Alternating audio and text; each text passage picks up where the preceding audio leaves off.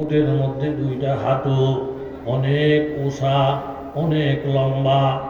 এই উট যদি লম্বা হয়ে দাঁড়িয়ে থাকে, কোনো মানুষ উটের উপরে উঠতে পারবে না, সঙ্গ ছাড়া উঠতে পারবে না, সিঁড়ি ছাড়া উঠতে পারবে না। কিন্তু উট তার এই অহংকারী ভাবটাকে ভুলে গিয়া উট নিজে নিজে দুইটা পাও ভাঙ্গা একবারে নিশা হইয়া যায়, যেন জনগণ তার পিঠে উঠতে কোনো রকমের কষ্ট না হয়। তাহলে উট যদি বাহাদুরি দেখাইয়া ওসা হইয়া দাঁড়াইয়া থাকে, তাহলে ওইখানে কেউ উঠতে পারবে না। বন্দা, উট যেমন তার সেই বরত্বকে, আমিত্বকে মিটাইয়া দিয়া দুই পাও ভাঙ্গা নিশা হইয়া যায়, তুমিও তোমার বরত্ব, আমিত্বকে মিটাইয়া দিয়া নিশা হইয়া যাও। নিশা হইলে মানুষ তোমার থেকে ফায়দা, লাভ, উপকার অর্জন করতে পারবে। কথা বলেন ঠিক কিনা? শিশু একটা বাচ্চা যদি উটের লাগাম ধরে টানে, এই উট শিশু বাচ্চাটাকে মনিক মনে কইরা, তারে অনুসরণ কইরা, তাকে নেতা মাইনা সে শিশু বাচ্চার পিছনে পিছনে ঘুরতে থাকে। এবং 7 দিন 8 দিন যদি পানি পাওয়া নাও যায়, উট সবর কইরা কইরা তার সফর চালাইয়া যায়। হে মোমেন বন্দা, উটের দিকে তাকাইয়া তুমি সবরের শিক্ষা গ্রহণ করো, আমিত্বকে মিটিয়ে দেওয়ার শিক্ষা গ্রহণ করো, উঁচা ভাব থেকে নিচা হওয়ার শিক্ষা গ্রহণ করো। এই একটা গুণ মুসলমানের মধ্যে থাকলে উট এত বড় হইয়াও যেন ছোট হয়ে যায়। তুমিও তোমার অহংকারের ভাবটাকে ত্যাগ করে তুমি নম্রতার ভাব ধরো, তুমি কামিয়াব হইবা। জোরে বলেন ঠিক কিনা? ওয়াইলাস সামাই কাইফা রুফিআত। ও আমার বান্দা বান্দীরা, তোমরা আসমানের দিকে তাকাও। আসমানকে আমি আল্লাহ তাআলা কত উঁচা করে বানাইছি। আসমান কত উঁচা, এই আসমানের দিকে তাকাইয়া তুমি তোমার হিম্মতটাকে বুলন্দ করো, বড় হিম্মত নিয়ে চলো। তুমি এমন একটা হিম্মত করো, আমি প্রত্যেকটা ঘরে ঘরে কলমার দাওয়াত পৌঁছাইয়া দিব, প্রত্যেকটা মানুষকে আমি আল্লাহ বলা বানিয়ে দিব। এই দেশের মধ্যে ইসলামী হুকুমত আমি কায়েম করে ছাড়ব। এই দেশ থেকে নাস্তিক মুরতাদদেরকে বিদায় করে বিদায়ের ঘন্টা বাজাবো। তুমি যদি হিম্মতটাকে বুলন্দ করতে পারো, আসমান যেমন উঁচা, তোমার হিম্মত হবে এমন উঁচা। বুলন্দ হিম্মতের সাথে রহমতের মালিক, সাহায্যের মালিক, জোরে বলেন কেরা? এই বুলন্দ হিম্মতের মধ্যে একটা ঘটনা লেখছেন আখলাকে মুহসিনীর মধ্যে। একজন আল্লাহর ওলি নামাজ পড়তেছেন, খুব ধ্যান খেয়ালের সাথে নামাজ পড়েন। উনি নজর করে দেখেন একটা পিপিলিকা বারবার ওনার সামনে দিয়ে আসে, বারবার ওনার সামনে দিয়ে যায়। এই বারবার পিপিলিকার আসা যাওয়া দেখা তখন আল্লাহর ওলি পিপিলিকার সাথে কথা বলতে চায়। ওলি আল্লাহরা যদি পশু পাখির সাথে, জীবজন্তুর সাথে কথা বলতে চায়, এই শক্তি আল্লাহওয়ালাদের, এরকম বুজুর্গদের কথা বলেন, এই শক্তি আছে না নাই? কারামাতুল আউলিয়ায়ে হক্কুন, এরকম ভাবে আল্লাহওয়ালাদের কাশফ কারামত এটা সত্য, নবীদের মুজিজাও সত্য। তখন আল্লাহর ওলি পিপিলিকার সাথে কথা বলতে চায়। আবো আতস বাদো খাকু বন্দান, আবো আতস বাদো খাকু বন্দান, বামানো তু মুর্দা বাহক জিন্দান। আগুন আর পানি, মাটি আর বাতাস আপনার আমার কাছে জড় পদার্থ, কিন্তু আল্লাহর কাছে এগুলা জড় পদার্থ না। আল্লাহর কথা তারা বুঝি, তাদের কথা আল্লাহ বুঝি। কিছু এমন এমন ওলি আল্লাহ জমিনের মধ্যে আছে, তারা জীব জন্তুর সাথে কথা বলতে পারে। এটি হলো তাদের কারামত। আল্লাহর ওলি পিপিলিকাকে ডাইকা বলেন, ও পিপিলিকা, তোমাকে বড় ব্যস্ত দেখা যায়, মনে হয় তুমি একটা কঠিন কাজের মধ্যে আসো। পিপিলিকার জবাব আইসা যায়, হুজুর আমি একটা কাজের মধ্যে ব্যস্ত, বেশি কথা বলার সময় আমার কাছে নাই। হুজুরে বলেন, কি কাজে ব্যস্ত তুমি? হুজুর এই যে ডান দিকে নজর করে দেখেন, কি দেখা যায়? পাহাড় পাহাড় পাহাড়। এই ডান দিকে কি দেখলেন? পাহাড়। বাম দিকে কি দেখেন? বাম দিকে দেখি ছোটখাটো খাল বিল নদ নদী গাঁ নিচু এলাকা। হুজুর দোয়া করে এই ডান দিকে যে পাহাড়টা দেখা যায়, এই পাহাড়টাকে সরাইয়া আমি নদীটাকে ভরট করার কাজ আরম্ভ করছি। হুজুর দোয়া করেন আল্লাহ যেন আমাদের কামিয়াব করে। জোরে বলেন সুবহানাল্লাহ। পাহাড় সরাইয়া নদী ভরব। কথা বলেন, কি সরাইয়া? আর একটু জোরে বলেন, পাহাড় সরাইয়া কি ভরব? নদী ভরব। এই কাজটা লইছে যেই বেড়ায়, এই বেড়ার নাম কি? এই জামনেরা কথা বলেন, নাম কি?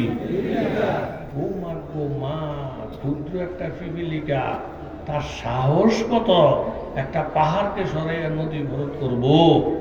আল্লাহর ওলি অবাক হয়ে গেলেন। ও পিপিলিকা, তুমি পিপিলিকা তো দূরের কথা, লক্ষ লক্ষ মানুষ একত্রিত হইয়া একটা পাহাড়কে সরাইয়া নদী ভরটের কাজ করতে পারবে না। তুমি ক্ষুদ্র একটা জাতি হইয়া এত বড় হিম্মত করলা, রহস্যটা বুঝলাম না। তখন পিপিলিকার জবাব আইসা যায়, ওয়াখালাকনাকুম আজওয়াজা। প্রত্যেকটা মানুষকে, প্রত্যেকটা জীবজন্তুকে আল্লাহ তাআলা এরকম নর মাদা, স্বামী স্ত্রী জোড়ায় জোড়ায় সৃষ্টি করেছে। হুজুর, আমরা যে পিপিলিকা, আমাদের মধ্যে পুরুষ আছে, মেয়ে লোক আছে। গরু ছাগলের মধ্যে পুরুষ মেয়ে লোক আছে, মাছের মধ্যে পুরুষ মেয়ে লোক আছে, সব জীবের মধ্যে পুরুষ মেয়ে লোক আছে। কথা কোন ঠিক নেই? আমি আমার এক চাচাতো বোনের উপর আসে, আমি তারে পাইতে চাই, তার জন্য আমি দেওয়ানা, তার জন্য আমি পাগল। আমি প্রস্তাব করলাম, হে চাচাতো বোন, আমি তোমাকে পাইতে চাই, তোমাকে আমার মনের সাথে ভিড়াইতে চাই। তখন আমার চাচাতো বোন আমাকে একটা শর্ত দিলেন, তুমি যদি আমাকে পাইতে চাও একটা শর্ত মানতে হবে। বলে, সেটা কি? এই যে ডান দিকের পাহাড় দেখা যায়, পাহাড়টাকে সরাইয়া যদি নদীটা ভরট করে দিতে পারো, এই গুরুত্বপূর্ণ একটা কাজ যদি তুমি করতে পারো, তাহলে আমি তোমার, তুমি আমার, আমি তোমার হয়ে যাব, তুমি আমার হয়ে যাবা। জোরে কান সুবহানাল্লাহ। আন্দরিরা মি তোরাসু মি খরাস, আন্দরিরা মি তোরাসু মি খরাস, তাদমে আখের তুমি গাফেল মুবাস, তাদমে আখের তুমি গাফেল মুবাস।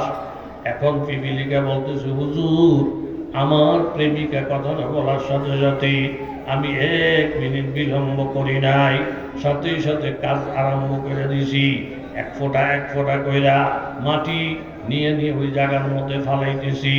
আমি ভালো করে জানি, আমি পিপিলিকা যদি 1000 বছর এই মেহনত করি, তাহলে আমার কর্ম সমাপ্তি হবে না, আমি সফলতার দ্বার প্রান্তে যাইতে পারবো না। কিন্তু আমার একটা ধারণা, আমার প্রেমিকা এত বড় একটা কঠিন শর্ত আমাকে দিয়েছি, আমি এটাকে বড় মনে করি নাই। বাবা, আপনার আমার মাহবুব আল্লাহ তাআলা আপনাকে আমাকে 5 ওয়াক্ত নামাজের দায়িত্ব দিয়েছেন, তাহাজ্জুদ পড়ার দায়িত্ব দিয়েছেন, জিকির আজকার করার দায়িত্ব দিয়েছেন। একটা পিপিলিকা তার প্রেমিকারে পাওয়ার জন্য এত বড় পাহাড় সরাইয়া ভরাট করার কাজ সে হিম্মত হারা হয় নাই।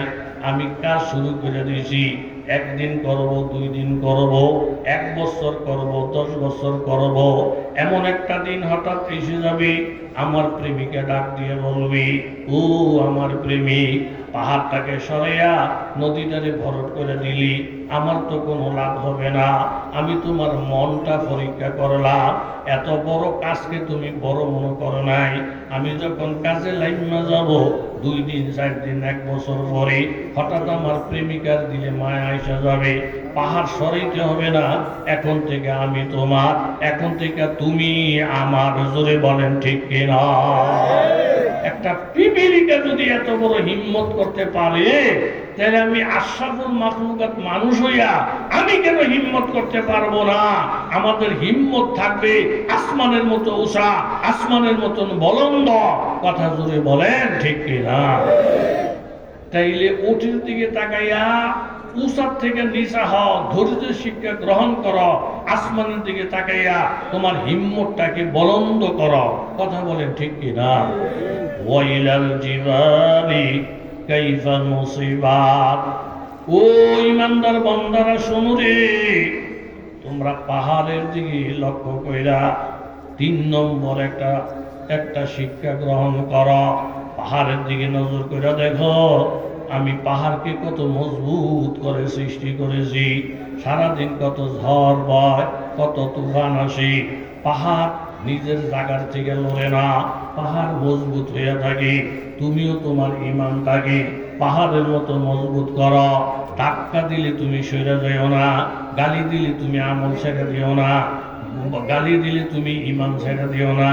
পাহাড়কে যেমন হাজারো বার ধাক্কাইলে পাহাড়কে জায়গার থেকে সরানো যায় না, তুমিও তোমার ইমানটাকে আমলটাকে পাহাড়ের মতো মজবুত করে ফেলো। জোরে বলেন ঠিক কিনা? আপনার আমার আমল যদি পাহাড়ের মতো মজবুত হয়, তাহলে লাভটা হবে কি? পাহাড়কে সরানোর জন্য কেউ যদি হাত মারে, তার হাত ধ্বংস হবে। কেউ যদি পাও দিয়ে লাথি মারে, তার পাও অকিজ হয়ে যাবে। পাহাড়কে সরানোর জন্য কেউ যদি মাথা দিয়ে থাপ্পড় মারে, তার মাথা চূর্ণ বিচূর্ণ হয়ে যাবে। অর্থাৎ আপনার আমার ইমান আমল যদি পাহাড়ের মতো মজবুত হয়ে যায়, আমাদেরকে ধাক্কা দেওয়ার জন্য কেউ হাত বাড়াইলে তার হাত বেকার হবে, পাও বাড়াইলে পাও বেকার হবে, মাথা দিয়ে ঠোকর মারলে মাথা ধ্বংস হয়ে যাবে। পাহাড়ের কিছু হবে না, আল্লাহদের কিছু হবে না, বুজুর্গদের কিছু হবে না। জোরে বলেন ঠিক কি না? কিন্তু পাহাড়ের মতন মজবুত না হইয়া গাছের শুকনা পাতার মতন যদি হালকা হয়, এটারে টোক্কা দিলি পড়ে যাবে, টোক্কা দিলি পড়ে যাবে। ইমান হইতে হবে পাহাড়ের মতো মজবুত। জোরে বলেন ঠিক কি না? আব্দুল্লাহ ইবনে হুযাফা রাদিয়াল্লাহু তাআলা আনহু 80 জন সাহাবী নিয়া রোম সম্রাটের এক এলাকায় উনি হামলা করার এরাদা গেলেন।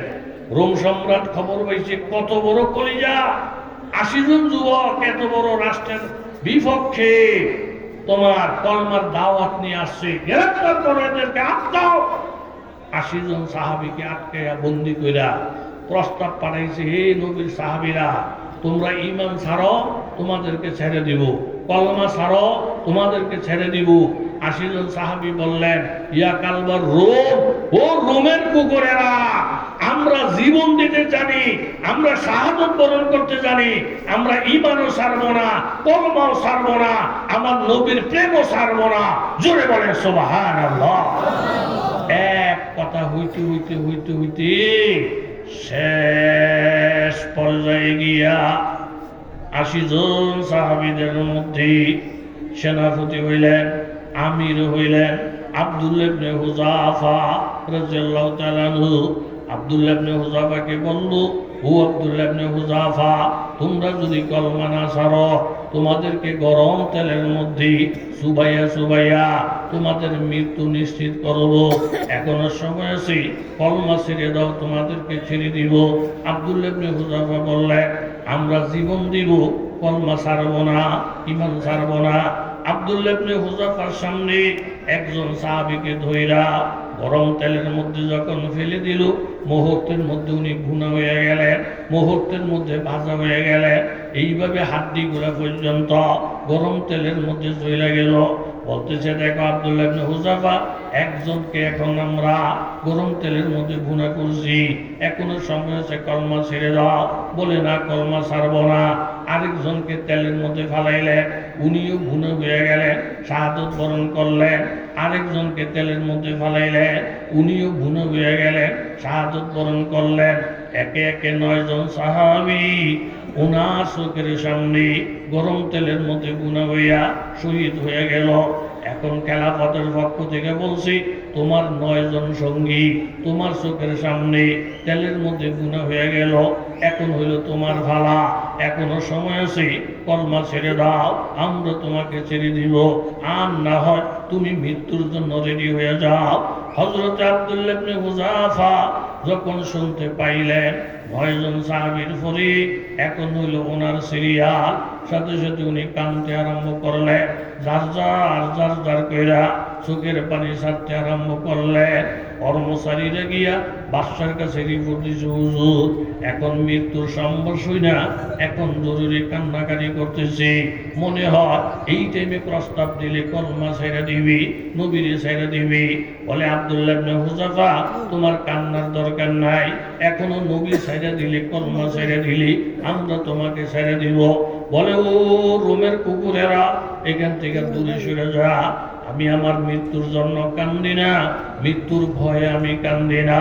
আমার চোখের সামনে 9 জন আমার বন্ধু গরম তেলের মধ্যে ঝাঁপাইয়া গুণা হইয়া হইয়া আধা মিনিটের মধ্যে তারা জান্নাতে চলে গেছে।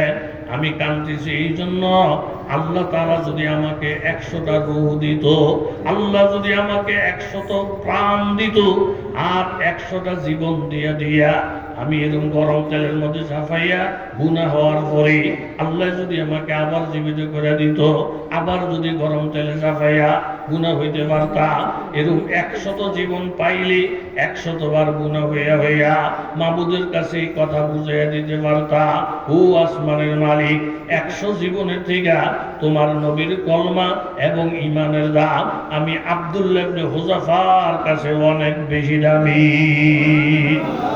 আরো জোরে বলেন সুবহানাল্লাহ। এই এতক্ষণ পর্যন্ত যখন শব্দ রইছে, রুমি সম্রাট কয়, আল্লাহ রে, এগুলা মানুষ না, মানুষ না। হ্যাঁ চোখের সামনে 9 জন গুণ হয়ে গেল, হ্যাঁ কাঁদতেছে, 100টা রূহ কেন সে পায় না, 100 বার কেন গুণ হইতে পারলো না, এই আফসোস করে কাঁদতেছে। হে আমার সৈন্যরা, এগুলা মানুষ না, মানুষ না, দেবতা, দেবতা। এই দেবতা করে যদি খেপাইলা, তাহলে রোমের অস্তিত্ব থাকবে না। সুরূপ দেখা যায় মানুষের, কিন্তু এগুলা দেবতা। কোন রকমে এদেরকে ছাইড়া না দিতে পারলে তাহলে আমাদের রোম ধ্বংস হয়ে যাবে। এই মজবুত ঈমান দেখা দিলের ভিতরে তাসে ঢুকে দিছে। জোরে বলেন কি? আরো জোরে বলেন কি? বুঝে গেছে আগুন লইয়া খেলা, আগুন লাড়া দিলে সব জ্বলে ফিরা সারকার হয়ে যাব। বলতেছো আব্দুল্লাহ ইবনে হুযাফা, আমাদের বুঝার বাকি নাই, তোমাদের বিরোধিতা করলে আমাদের অস্তিত্ব নিয়ে টান দিবে। তুমি শুধু সহজ একটা কাজ করো, আমার কপালটার মধ্যে একটা চুমা দাও, আমি তোমাদেরকে ছেড়ে দিব। আব্দুল্লাহ ইবনে হুযাফা বলেন, আল্লাহর কসম খাইয়া বলতে পারি, যে এই ঠোঁটটা দিয়া আমি আমার নবী মুহাম্মদুর রাসূলুল্লাহকে চুমা খাইছি, আমার জীবন বাঁচানোর জন্য এই ঠোঁটটা দিয়া কোন কাফের মুশরিকের আমি আব্দুল্লাহ জীবনেও চুমা খাইতে পারি না। তাইলে জীবন বাঁচানোর জন্য একটা চুমা দিবে, এটাও রাজি না। তাহলে একটা কাজ করো, আমি আমার কপালটার মধ্যে মোটা করে কতগুলা কাপড় ধরে রাখি, তুমি কাপড়ের উপর একটা চুমা দিয়া 80 জন সাহাবী নিয়ে চলে যাও। আমাদের 100% একই হয়ে গেছে, তোমাদেরকে খেপাইলে এই দেশের অস্তিত্ব থাকবে না। উনি মোটা কাপড়ের উপরে চুমা দিয়া 80 জন সাহাবী নিয়া যখন মদিনায় ঢুকলেন, ওমর ইবনে খাত্তাব রাদিয়াল্লাহু আনহু বলেন, ও নবীর সাহাবীরা, যেই আব্দুল্লাহ ইবনে হুযাফা একটা চুমার বিনিময়ে সাহাবীদেরকে ছুটাইতে চায় নাই, যেই ঠোঁট দিয়ে আল্লাহর নবীর চুমা দিয়েছেন, ওই ঠোঁট দিয়ে কাফেরকে চুমা দিবেন না। এত মজবুত যিনি রয়েছেন, তোমরা প্রত্যেকে সারিবদ্ধভাবে দাঁড়িয়ে যাও এবং প্রত্যেকটা সাহাবী আব্দুল্লাহ ইবনে হুযাফার কপালের মধ্যে চুমা খাইয়া ওনাকে সম্মান জানাও। জোরে বলেন সুবহানাল্লাহ। তাইলে পাহাড়ের মতো মজবুত থাকলে, পাহাড়কে সরানোর জন্য যে হাত মারে তার হাত চলে যায়, পাহাড়ের কিছু হয় না। আমরা যদি পাহাড়ের মতন মজবুত ঈমান হাসিল করতে পারি, তাহলে আমাদেরকে নিয়ে যে ধাক্কাধাক্কি করবে তারা ধ্বংস হবে, কিন্তু আলেম ওলামা ধ্বংস হবে না, হবে না, হবে না। কথা জোরে বলেন ঠিক কিনা? থানভী রহমতুল্লাহ আলাইহি লিখছেন, এক দেশ ছিল বেইনসাফের দেশ, আনিয়াপুর। আমাকে কষ্ট নিয়ে আবার আনিয়াপুর বেইনসাফের দেশ। ইনসাফ বলতে কিছু নাই, এইখানে সব জিনিসের মূল্য সমান। পুঁটি মাছের মূল্য যা, রুই মাছের মূল্য কথা কর তা, ঘিয়ের মূল্য যা, সয়াবিন তেলের মূল্য কথা কর না কা তা, এরকম মোটা চাইলের মূল্য যা, চিকন চাইলের মূল্য হক্কানি ফির যেরকম দেশে চলে, বন্ড ফির মুরিদ এই দেশে চলে। সব কিছুর মূল্য সমান। শহরের নাম আনিয়াপুর, বেইনসাফের দেশ। তখন একজন আল্লাহর বলি বললেন তার খাদেমকে, মুরিদকে, এর যেই দেশের মধ্যে ইনসাফ নাই, যেই দেশের মধ্যে সব কিছুর মূল্য সমান, যেমন আমাদের দেশে কিছু কিছু নেতাকে আকিদা, ইসলাম ধর্ম হোক, হিন্দু ধর্ম হোক, খ্রিস্টান ধর্ম হোক, যে যার ধর্ম নিয়ে চলে, প্রত্যেকে যদি তার ধর্মের অনুশাসন মান্য চলে, তাহলে সে বেহেশতে চলে যাব। এই কথাটা কি সত্য না মিথ্যা? মিথ্যা। জোরে বলেন, সত্য না মিথ্যা? ইন্নাদ দীন ইনদাল্লাহিল ইসলাম, আল্লাহর মনোনীত ধর্ম শুধু একটা, এই ধর্মটার নাম জোরে বলেন কি? ওমাই ইয়াবতাগি গায়রাল ইসলামের দীনা, ইসলাম ছাড়া অন্য ধর্ম নিয়ে যদি কেউ গবেষণা করে আমল করে, ফালা ইউকবালা মিন, এটা আল্লাহর কাছে গ্রহণযোগ্য হবে না। ওয়া হুয়া ফিল আখিরাতি মিনাল খাসিরিন, আখিরাতে সে ধ্বংসপ্রাপ্ত হবে। বেইনসাফের দেশ, সব কিছু সমান। হুজুরের খাদেম গেছে বাজারে, গিয়ে দেখে একের সব সমান, মোটা চাল, চিকুন চাল, রুই মাছ, পুঁটি মাছ সব এক দামে বিক্রি হয়। হুজুরে বলেন যে এই মুরিদ, এই দেশের মধ্যে থাইকা শান্তি হবে না, বেড়ার দাম বেটির দাম এক, এটা কি লক্ষণ ভালো না খারাপ? জোরে বলেন, ভালো না খারাপ? যেমন একটা কথা আপনারা জেনে রাখেন, পুরুষের অধিকার নারীর অধিকার সমান, এটা আমরা মানি। একটা শিশু বাচ্চা, একটা বুড়া মানুষ, দুজনের অধিকার সমান। অধিকার সমান অর্থ হইল একটা বুড়া মানুষের ফিরাইলে যেরকম বিচার হবে, একটা শিশু মানুষের যদি কেউ ফিরায় তারও একটা অধিকার, কথা জোরে বলেন, আছে না নাই? একটা পুরুষের যেরকম অধিকার আছে, একটা নারীরও তো অধিকার আছে। একটা পুরুষ যেমন এই দেশের অধিবাসী হিসাবে তার উপরে অন্যায় করলে বিচার হবে, একটা নারীর উপরে যদি কেউ অন্যায় করে তার জন্য জোরে বলেন কি হবে? বিচার হবে। তাহলে নারী পুরুষের অধিকার সমান, এটা ঠিক আছে। বুড়া জোয়ানের অধিকার সমান, এটা ঠিক আছে। কিন্তু অধিকার সমান এক কথা, আর কর্ম সমান এটা ভিন্ন কথা। পুরুষের যেই কাম নারীরও সেই কাম। এখন বর্তমান বিশ্বটা চলছে অধিকার সমান এমন না, পুরুষের যেই কাজ নারীরও সেই কাজ। পুরুষ যদি গাড়ি চালায় নারীরাও গাড়ি চালাইব, পুরুষ যদি হুন্ডা চালায় নারীরাও হুন্ডা চালাইব, পুরুষ যদি চাকরি করে নারীরাও চাকরি করব, পুরুষ যদি বিমান চালায় নারীরাও বিমান চালাইব। আরে অধিকার সমান ঠিক আছে, কিন্তু দুই জাতির কর্ম এক সমান, এটা কি সম্ভব? কথা বলে সম্ভব? একটা পুরুষের দুই মনের বোঝা মাথায় লইতে পারে। এখন নারী আর পুরুষের কর্ম সমান কইয়া একটা মেয়ে লোকের মাথার মধ্যে যদি দুই মনের আলুর বস্তাটা উড়াই দেয়, এই বেড়ি থাকবো না, মাটির সাথে মিশা যাবে। তাহলে অধিকার সমান হইতে পারে, কর্ম সমান হইতে পারে না। কর্ম সমান হইল কেমনে? এক নেতায় বক্তব্য দিতেছে নারীর অধিকারও সমান, কর্ম সমান। বেদি এই নেতা কর্ম সমান হইব কেমনে? বেড়ার কাম বেড়ার জন্য সাজে, নারীর কাম নারীর জন্য সাজে। কয় না না, আন্দোলন সাঙ্গা সাঙ্গা সাঙ্গা। বেদি কয় না, আল্লাহ যেই জাতির বেশকম করে বানাইছে, তুমি কেন তোমার মরা বাহের চেষ্টাও যদি করো, আল্লাহর বেশকম করা জিনিস সমান করতে, জোরে বলেন, সমান করতে পারবা। এখন হ্যাঁ মত মতো আন্দোলন করতেছি, হঠাৎ করে শরীরটা অসুস্থ। ডাক্তারের কাছে যাওয়ার পরে ডাক্তার বলে যে আপনি পেশাবটা পরীক্ষা করেন, তাইলে আপনি মোটামুটি বুঝতে পারবেন রোগটা কি আছে। এই বেড়া খালি পেটের পেশাব বোতলের মধ্যে রাইখা বৌরে দিছে, এই বিবি সাহেব পেশাবটা যত্ন করে রাখো, 10টা বাজে ডায়াগনস্টিক সেন্টার খুলবো, ওইখানে আমি প্রস্রাব দিয়ে আসবো, বিকালে রিপোর্ট। বেদির কাছে প্রস্রাব দেওয়ার পরে আল্লাহর কি মর্জি, মেয়ে লোকটার ফাও লাগিয়া পেশাব কইরা বোতল খালি। বেদি তো আল্লাহ হেতার যে মিজার, যদি দেখে বোতলে পেশাব নাই, আমার 14টা তালাক দিয়ে থইব। এত বিপদ টাইম আনার দরকার নাই। পেশাব কি একলা হের ফেডো, আমগো ফেডো আল্লাহ পেশাব দেয় নাই, কথা জোরে কর ঠিক নি। বেদি মোটামুটি পেশাব করে বোতলে ধুয়ে দিছে। এখন সারে নিয়ে যে পেশাব টেস্ট করতে দিছে, বেড়ার পেশাব না বেদি? কথা কন্যা কা, বেড়ার পেশাব না বেদি? বিকেলবেলা যখন সারে রিপোর্টের জন্য গেছে, ডাক্তার সাহেব একবার হেতার মুখের দিকে চায়, 3বার রিপোর্টের দিকে চায়, আবার হ্যাঁ মুখের দিকে চায়, রিপোর্টের দিকে চায়। স্যার রোগ ধরা পড়ছে নি? রোগটা একবারে ক্লিয়ার। ওই কি আপনার ফেটে বাচ্চা 9 মাস চলতেছে। আপনি বলে আন্দোলন করেন, হ্যাঁ ধর্মী আন্দোলনের গুল্লি মারি। এখন কোনো আন্দোলন নাই। আপনি একটা মাস ফুল রেস্টে থাকেন, বেশি লাফালাফি করবেন, বাচ্চারাও মরবো, আপনিও মরবেন। একটা রিপোর্ট একবারে ক্লিয়ার। খবরটা ভাই একটা দূর দিয়া আটফার মধ্যে পানি নাই।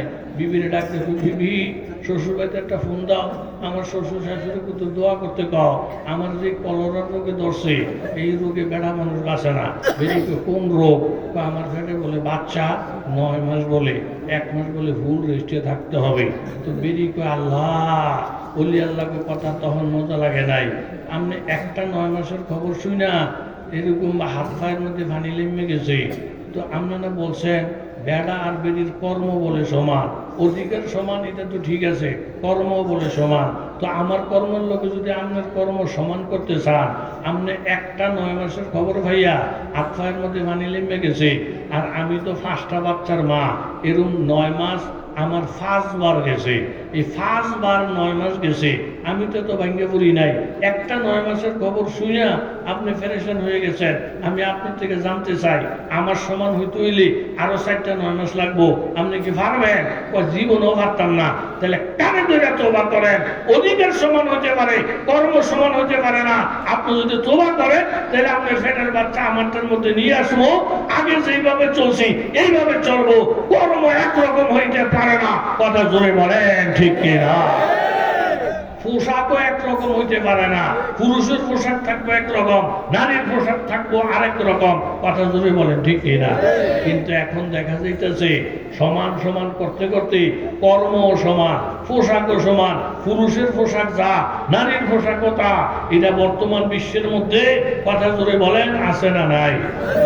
অন্ধ লোক, অন্ধ বলে তার 2টা চোখ নাই, ভিক্ষা করতে বাইর হয়েছে। বেড়ারা কয়, বেড়া এখানে ফাইতি না, ওই সামনে বিদেশি ফাটিয়েছে, ওইখানে যা। একটা ডাইন দিলে 6 মাস বয়ে খাইতে পারবি। গেছে ওইখানে, এইখানে বলে বিদেশি লোক আছেন, আমি গরিব মানুষ, সাহায্য দেয়।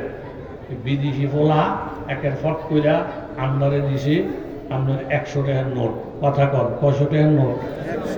100 টাকার নোটটা খাইয়ে আন্দার আটাই আল্লাহ মাইসে আমারে 2 টাকা 5 টাকা দেয়, তে আমারে 100 টাকা দিছে।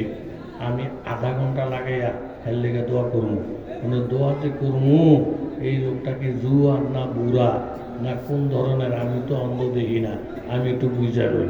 তো দোয়ার আগে দিয়া আন্দাজ করার লেগা জুয়ান না বুড়া, এই বেড়ার মাথার মধ্যে হাত দিছে। মাথার মধ্যে হাত দিয়ে দিয়ে মাগো এই বড় বড় চুল, কিরি এটা কিরি। এরপরে গলাটা হাত দিছে, দেখে যে মোড়া একটা সে। কান্দার মধ্যে হাত দিছে, দেখে যে এনে একটা ফেসেন না কি যেন একটা রিংয়ের মতো ফুরে রয়েছে। এই 3 জায়গা আতাতি কইরা বেটা কর আতান লাগতো না, আমার বুঝ হয়ে গেছে। দোয়া কোন ধরনের দোয়া করা লাগবো আমার বুঝ হয়ে গেছে। বেড়া ফট করে মনে ধরছে, আল্লাহ এই মাইয়াড়ায় আমার 100 টাকা দিছে, পালাছে একটা দাম একটু ভাব করে দেয়। কিন্তু একটা লাভ দুইটা, এই বেটা ছাগলের করে ছাগল, আমি কি মাইয়ে নি? তুই কি পামিতি ফোলা? তুই কোন হওয়াদের ফোলা? চুল রাখছত মায়ের ডক, জিনিস পিনছত মায়ের ডক, নাকের মধ্যে রিং ভিন্ডার হয়েছত মায়ের ডক। অথচ হাদিসের মধ্যে আল্লাহ রসুল বলেন, কোন পুরুষ যদি মেয়ে লোকের সুরুত ধরে, ওই পুরুষটার উপরে আল্লাহর লানত। আর কোন পুরুষ যদি মেয়ে লোকের সুরুত ধরে, ওই মেয়ে লোকটার উপরে আল্লাহর লানত। এই আল্লাহর তরফ থেকে যদি অভিশাপ আসে, তুমি যত বড় শিক্ষিত হও, যত বড় ডিগ্রিধারী হও, কোনদিন তোমার ঘরে, তোমার পরিবারে শান্তি আসতে পারে না। কথা জোরে বলে ঠিক কিনা? এখন হুজুরে বললেন, রে যেই দেশের মধ্যে সবকিছুর মূল্য সমান, এই দেশের মধ্যে শান্তি আসতে, কথা কম, শান্তি আসতে পারে না। চল আমরা এই দেশ থেকে অন্যখানে চলে যাই। মুরিদ কয়, না হুজুর সবকিছুর মূল্য সমান, এইখানেই ভালো থাকেন। এখন হুজুর মনের বিরুদ্ধে মুরিদের আবদার রক্ষা করতে গিয়া রয়ে গেলেন। এটা থানভী রহমতুল্লাহের একটা কিতাব আছে, পছন্দিদা ওয়াকিআত, এই কিতাব থেকে আমি বয়ানটা করতেছি। হুজুরে রয়েছে মনের বিরুদ্ধে মুরিদের কথা, যেহেতু এখানে সব কিছুর মূল্য সমান। হঠাৎ করে একদিন এক ঘরের মধ্যে চোর ঢুকছে। আপনারা ঘুমাইতেছেন নাকি? চোর ঢুকছে। চোর 2 জন, একজন বাহিরে একজন গেছে ভিতরে চুরি করতে। ভিতরে যে চোর গেছে এর মধ্যে তুফান আইসা ঘর ভাঙ্গা ভিতরে যে চোর তে মারা গেছে। ঘরের চাপা পড়লে তার মানুষ বাঁচে না, মারা গেছে। আর বাইরে যে রয়েছে এতে দৌড়ে থানার গিয়া মামলা দিছে, স্যার ওই কি আমরা দুইজন গেছিলাম চুরি করতে, একজন ভিতরে আমি ছিলাম বাইরে, তুফানে এই বেড়ার ঘর ভাঙ্গা ভিতরের বন্ধু মারা গেছে, এখন আমরা একটা মার্ডার কেস লেখেন। ওসি কার বিরুদ্ধে কি মার্ডার লেখতাম? বাড়িওয়ালার বিরুদ্ধে। বাড়িওয়ালার কি দোষ? এই যে চৈত্র বৈশাখ মাসে যে তুফান আইয়ে জানে না তার ঘরের ফালা হুড়ি এগুলো সে মজবুত করে বানাইল না কেন? এই দুর্বল হুড়ি দেওয়ার কারণে ঘর ভরছে, ঘর ভরার কারণে আমার দোস্তে মরছে। অতএব মার্ডার কেসের 1 নম্বর আসামি এই বাড়িওয়ালা। জোরে কর না হুজুর। চুরি করতে গেছে এটা দোষ নাই, বেড়ার ঘর ভেঙে পড়ছে এটা হলো দোষ। মগের মূল্য আগেই তো বলছি, ইনসাফ নাই, ইনসাফ নাই। পচিয়ে মার্ডার কেসের আসামি বানাই দিয়েছে কারে?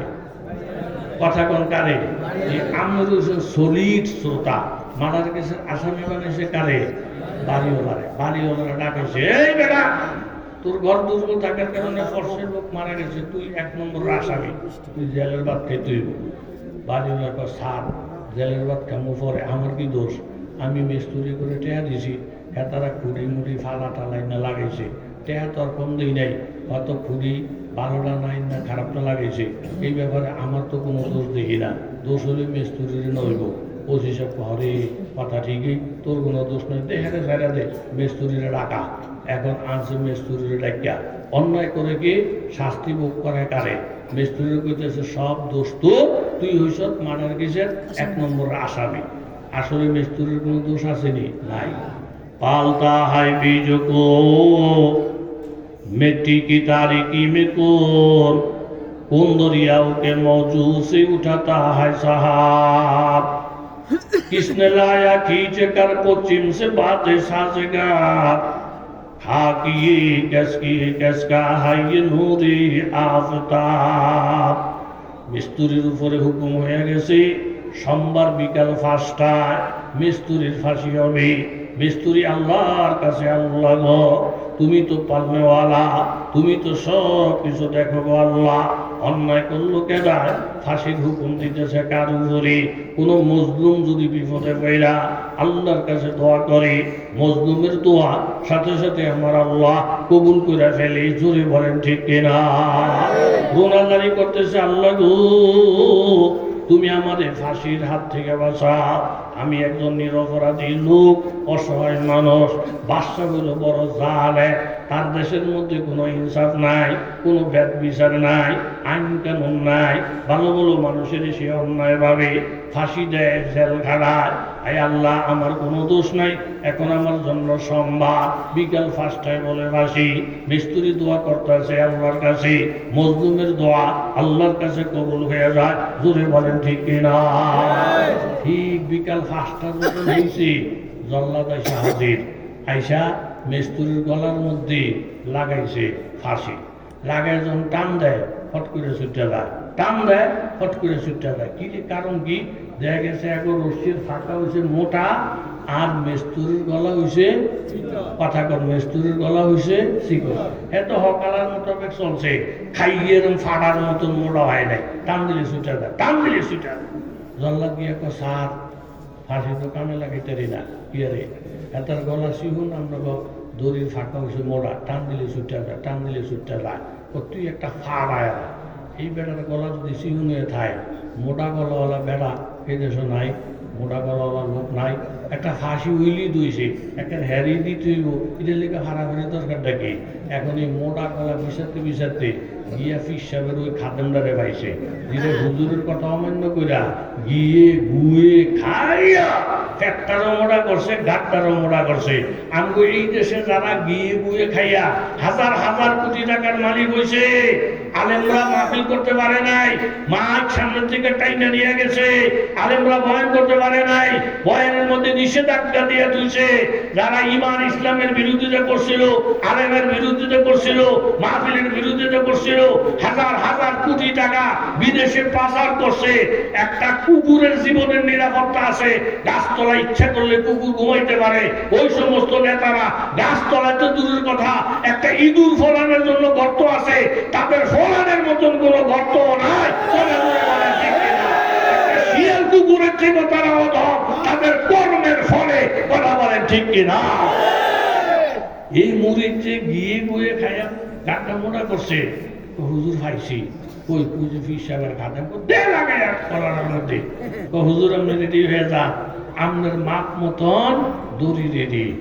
যখন ফাঁসির মাপ মতন হয়ে গেছে তখন তার বুঝো হয়েছে বুজুর্গদের মুরব্বীদের কথা অমান্য করলে ক্ষতি ছাড়া লাভের আশাও করা যায় না। তুই ফুরে গেছে হুজুর আল্লাহর বলি, আপনার কথা অমান্য কইরা গিয়ে গুয়ে খাইয়া গলাটা মোড়া করছে, এখন ফাঁসির মাফ হয়ে গেছে। আমি এখন কানে ধরে তওবা করলাম, বেইনসাফের দেশে থাকা ঠিক না, বেইনসাফের সমর্থন করা ঠিক না। এখন বাঁচার কি ব্যবস্থা? আল্লাহ বলি বললেন, শেষ পর্যায়ে গিয়া যখন তুই বাঁচনের নিয়ত করছ, তাইলে একটা ব্যবস্থা আছে। ব্যবস্থাটা হইলই তুইও মরার জন্য তৈরি হয়ে যা, আমিও মরার জন্য তৈরি হয়ে যাই। দুইজনে যদি মরার জন্য তৈরি হয়ে যায়, আল্লাহ তাআলা দুজনকে বাঁচানোর ব্যবস্থা করে দিবি। এই ফিতনা ফাসাদের জমানায় বাবা আমরা প্রত্যেকে জীবন দেওয়ার জন্য তৈরি হয়ে যায়। আমরা যদি শাহাদতের নিয়ত করি, এই দেশকে বাঁচানোর ব্যবস্থা করবি। জোরে বলেন কেরা? এখন হুজুরে কই জল্লাদ ফাঁসিটা আমারে দাও, খাদেমে কয়ে জল্লাদ ফাঁসিটা আমারে দাও।